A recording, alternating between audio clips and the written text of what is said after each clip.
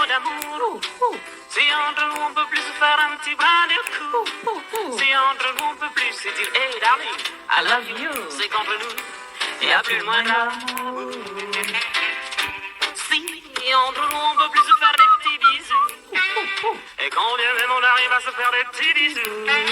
Si ces bisous peuvent pas avoir le moindre goût, Isazu, c'est qu'entre nous, il n'y a plus loin d'amour. Isazu, I love you. Isazu, I need you. Isazu. That is you coming on the loop. Isazu. That is you coming, baby Lou. Isazu. Laisse-moi être ton Manitou. Isazu. Laisse-moi t'aimer de bout en bout. Isazu.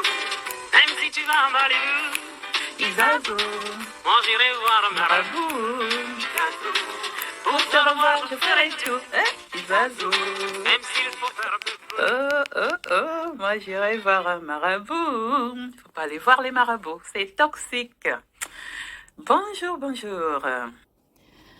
Nous allons parler aujourd'hui d'un thème qui me tient à cœur et qui s'adresse à la diaspora africaine. D'autres personnes qui vivent avec les Africains peuvent être concernées par ce thème-là. Parce qu'il s'agit de quoi? De retour au pays, de retour en Afrique. Alors aujourd'hui, nous allons aborder les qualificatifs pour retourner au pays. Si jamais vous avez ce genre de questions qui vous taraudent de l'esprit, et Dieu seul sait que nous, diaspora, nous qui avons quitté nos pays, avons toujours à cœur d'y retourner. Donc, si vous êtes concerné par ces questions-là, ce podcast vous concerne. Et si vous êtes épouse ou époux d'une Africaine, vous êtes aussi concerné. Eh oui, parce que vous n'êtes pas à l'abri qu'un matin, monsieur ou madame vous demande de rentrer au pays. Ce n'est peut-être pas à l'ordre du jour pour le moment, mais ça peut s'inviter à tout moment. Ah oui. On peut changer d'avis. Voilà. Votre chair est tendre. Pour ce qui est des femmes, votre mec peut changer d'avis et vouloir retourner au pays. Alors même que dès le départ, vous avez été clair. Ça n'avait pas été, ça avait été, vous vous êtes mis d'accord que non, vous resterez dans le pays d'accueil, dans le pays où vous êtes. Si vous êtes française, vous vous êtes mis d'accord que vous resterez en France. Et monsieur change d'avis et ça devient des tensions dans le couple. Alors, qu'est-ce que vous devez regarder si vous voulez retourner au pays? Quels sont les qualificatifs? Parce qu'il faut avoir quelques repères, il faut avoir réfléchi à la question avant de donner votre réponse à monsieur. Et il ne s'agit pas juste de dire non, je ne veux pas y aller. Il faut savoir pourquoi vous dites non. Et puis, si vous voulez y aller, il faut savoir quels sont les éléments qui vous permettent de dire j'y retourne. Alors, moi, je suis une femme, je parle souvent aux femmes à propos de certains sujets. Mais ça peut aussi concerner les hommes. Il faut juste remplacer la femme par l'homme dans la situation et vous adaptez la chose à votre cas personnel. Alors, moi, je connais un couple d'amis qui est retourné au pays il n'y a pas très longtemps, donc il y a quelques années, il y a quoi? Voilà, ils sont retournés en 2015 au Cameroun. Alors, donc monsieur avait pris sa retraite et madame a pris une retraite anticipée, on va dire ça comme ça. Bref, elle s'est retrouvée sans revenu, elle a laissé les possibilités de travailler en France. Et comme monsieur avait sa retraite, donc ils avaient les revenus du monsieur. Ils ont vendu en France et ils se sont donc installés au Cameroun. Tout leur argent, ils l'ont investi là-bas. Donc, ils ont construit leur maison sur les terrains familiaux. Et ils ont construit un outil de travail, donc un restaurant qui permettait à madame de continuer à travailler et d'avoir ses revenus, pendant que monsieur faisait aussi des logements tout autour pour toujours enrichir le patrimoine familial et puis avoir des gains. On peut dire que tout allait très bien. Sauf que bon, ils se sont retrouvés dans des problèmes, vous imaginez. Alors, quels sont ces problèmes? Les problèmes sont venus de partout.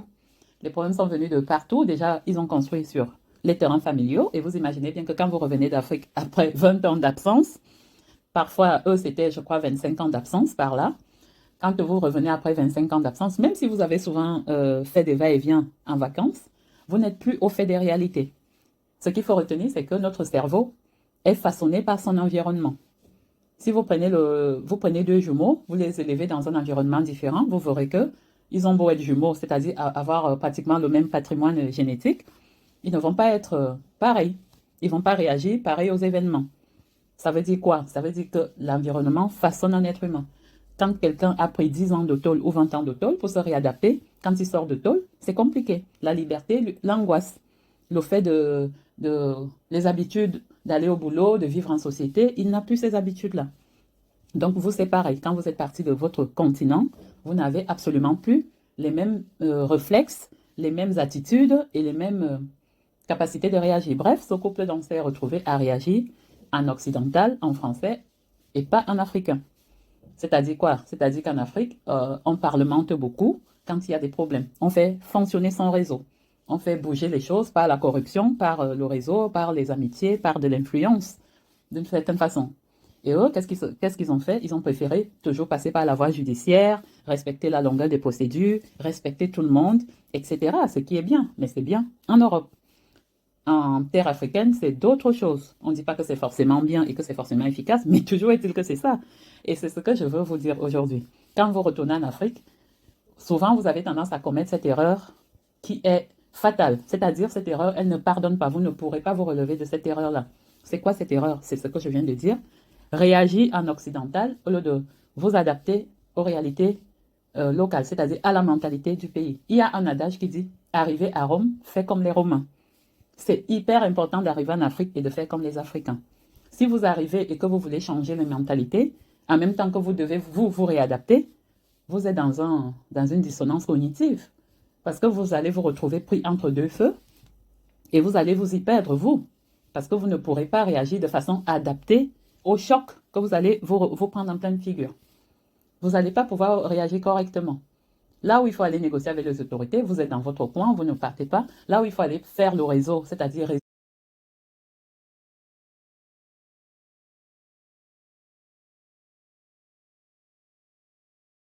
faites pas tout ça. Vous allez, au moment où vous avez des problèmes, vous retrouvez tout seul et vous n'avez que la justice avec vous. Mais la justice, elle n'est pas impartiale dans les pays africains. Elle fonctionne d'une certaine façon. Moi, je ne suis pas là pour critiquer, pour dire c'est bon ou c'est mauvais. Je suis là pour vous dire que ça fonctionne différemment de l'Europe. Ça, c'est clair, ça, c'est sûr, ça, c'est certain. Et donc, ils se sont donc retrouvés dans des problèmes familiaux avec des frères, des cousins, des sœurs qui reprochaient à la personne qui venait d'Europe de venir d'Europe. C'est-à-dire, ils lui disaient, mais qu'est-ce que tu fais là? Notaire, nous, on attendait que les parents partent pour qu'on fasse ce qu'on veut. C'est-à-dire que nous, on compte sur ça pour nous en sortir dans la vie. Mais toi, tu reviens, ça veut dire quoi? Ça veut dire que tu as échoué. Alors que non, elle revenait pour développer la région, pour donner du travail aux Camerounais, et puis pour elle aussi s'en sortir. Le retour en Afrique, c'est quoi? Quand on vous dit retourner en Afrique, on vous dit de retourner en Afrique pour développer l'Afrique. Et c'est ce que ce couple est venu faire. Donc, cette amie avec son mari européen, c'est lui qui était blanc, et c'est elle qui était africaine. Ils sont revenus pour développer le pays et ils se sont pris les bâtons dans les roues. Quand ils sont allés se plaindre aux autorités, des pressions qu'ils subissaient au niveau de la famille, au niveau de la spoliation des biens, parce que dès que la famille les a vus arriver, ils étaient inquiets puisque eux, ils avaient commencé à vendre les terrains familiaux à des gens. Donc, quand ils ont voulu attaquer ces gens pour dire vous n'avez pas le droit d'être là, tout ce monde se sont alliés contre eux. Et vous savez ce qu'ils ont fait par la suite? Ha ha! Restez scotchés. Alors, petite digression. Si vous avez des problèmes de constipation et que vous ne savez pas quoi faire, pensez aux produits naturels qui sont l'alimentation. Je connais un oncle qui était arrivé à Paris, qui avait voyagé donc pour visiter sa fille parisienne. Lui, il venait d'Afrique et il s'est retrouvé en mauvaise posture. Vous savez, vous arrivez chez les gens, votre fille est là, elle a son mari, et vous vous retrouvez avec des problèmes de constipation, ce qui arrive très souvent quand on voyage, quand on change de milieu. Encore une fois, notre cerveau est influencé grandement par son environnement. Quand il arrive quelque part, l'angoisse, le stress font que tout est comprimé, tout est constipé, on va dire. Votre transit, il change voilà, il n'a plus envie, il est bloqué. Et donc, le monsieur s'est retrouvé 3, 4, 5 jours, pratiquement une semaine, sans aller aux toilettes, sans possibilité d'aller aux toilettes parce qu'il n'y arrivait pas, le transit était bloqué. Est-ce que c'est l'alimentation? Est-ce que c'est le cerveau qui, sous stress, n'arrive pas à donner les commandes comme il faut? Toujours est-il qu'il s'est retrouvé plusieurs jours sans aller aux toilettes, jusqu'au jour où il y est allé, et on a cru qu'il faisait un arrêt cardiaque, parce qu'il s'est retrouvé donc sur les WC, pardon, avec l'impossibilité de tout lâcher, et en difficulté pour alerter sa fille, parce que c'est quand même sa fille, c'est quand même son gendre. C'est-à-dire, il s'est retrouvé en difficulté, il avait honte. Voilà. Donc, je vous raconte cette histoire. Pourquoi? Pour que vous suiviez votre transit. Surtout quand vous vous déplacez, quand vous voyagez. Vous devez suivre votre transit. Et la façon de faire, c'est quand vous arrivez, vous vous entourez de fruits et de légumes. Les fruits et légumes sont là pour apporter des fibres au niveau intestinal et vous permettre d'évacuer tout librement, tranquillement. Si vous prenez les fruits et les légumes, voilà, vous pouvez prendre des gros bols de fruits le matin avec de l'eau gazeuse. Après, les repas, vous essayez toujours qu'il y ait beaucoup de légumes, le temps que votre transit se détende et que vous retrouviez vos habitudes, que vous vous sentiez mieux. Il faut absolument mettre des fibres dans votre alimentation. Manger des céréales complètes, manger du pain complet, mais surtout boire, marcher et manger des fruits. Voilà, on a fini la digression. Constipation égale fruits et légumes à gogo. Et donc, voilà, donc ce couple, qu'est-ce qui leur est donc arrivé? Ils se sont retrouvés avec tous les ennemis qui se sont associés pour les attaquer. Et qu'est-ce qu'ils ont fait pour les attaquer? Le monsieur, vous savez, c'est comme dans la mafia, hein, ça se passe beaucoup comme ça dans la mafia. Souvent, on peut passer par une femme pour piéger un homme. Donc voilà, le monsieur européen, il s'est donc retrouvé en difficulté. Pourquoi? Parce que il a été séduit par une dame, donc une dame qui avait un magasin près de leur domicile et qui, de temps en temps, demandait des petits services de dépannage, parce que le monsieur était un technicien. Donc, la dame, de temps en temps, elle demandait service. Oui, j'ai ma télévision qui est en panne. Pardon, est-ce que tu peux m'aider? Comme ça, je n'ai pas à payer un technicien, etc. Bon, le monsieur avait pris l'habitude de rendre service. Vous savez, vous arrivez quelque part, vous avez un savoir-faire, vous rendez service on va dire aux voisins. Ça permet des relations de bon voisinage. Donc, le couple n'y a pas vu quelque chose de mauvais, hein. Au contraire, ça fait des bonnes relations, tout le monde s'entend bien, pourquoi pas? Sauf que le monsieur s'est retrouvé donc piégé un jour en allant réparer quelque chose, hein, autre chose qui était tombé en panne. La dame a fermé la porte et voilà, lui a arraché ses vêtements, baissé les habits, dire bon, ça fait moi beaucoup d'années que je n'ai pas eu des relations, est-ce que tu peux, voilà, j'ai envie de toi, tout ça. Bon, vous savez comment c'est, hein, quand quelqu'un se retrouve face à une femme, la raison quitte, la raison quitte son corps et son corps se met à fonctionner comme si c'était un pilote automatique. Bref, la relation a commencé entre ce monsieur et cette voisine et finalement, la voisine est tombée enceinte. Et, euh, et voilà. Donc, finalement, le monsieur a dû avouer la chose à sa femme. Et, euh, et ça a été difficile, évidemment, pour sa femme africaine de se retrouver donc en proie à ce problème-là. Et donc, la femme a décidé de pardonner à son mari. Elle s'est dit, bon, c'est arrivé, on va voir, l'enfant va naître, on va essayer de gérer. La femme a commencé donc à les traîner au tribunal, à faire tout pour que le couple casse et tout. Et c'est ce que je voulais vous dire aujourd'hui dans cette vidéo. C'est que vous voyez jusqu'où ça va. Vous pouvez amener votre mari et vous vous retrouvez donc en face de ce genre de problème. C'est-à-dire des gens déterminés à vous nuire. Des gens déterminés à vous nuire. Parce que quoi? Parce que pour cette femme qui avait un pauvre magasin, qui a une pauvre vie, couchée avec un blanc, jusqu'à tomber enceinte, c'était une opportunité. C'est l'opportunité de sa vie.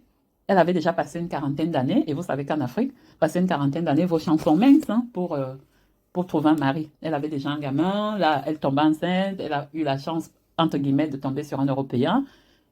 Et pour elle, peu importe qu'ils soient mariés ou pas, elle a commencé à harceler le couple, des menaces de mort, de plainte sur plainte et tout.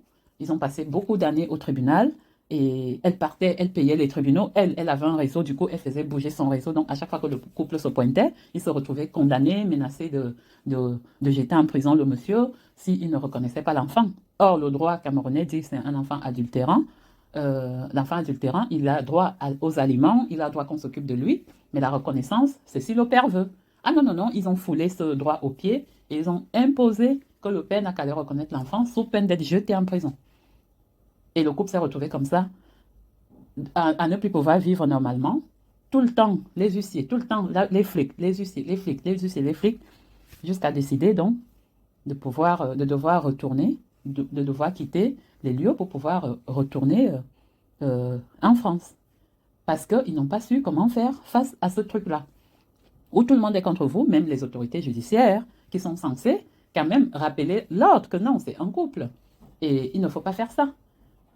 Ils avaient déjà mis toutes leurs économies, tous leurs espoirs. Un retour au pays donc, en règle, qui s'est bien passé.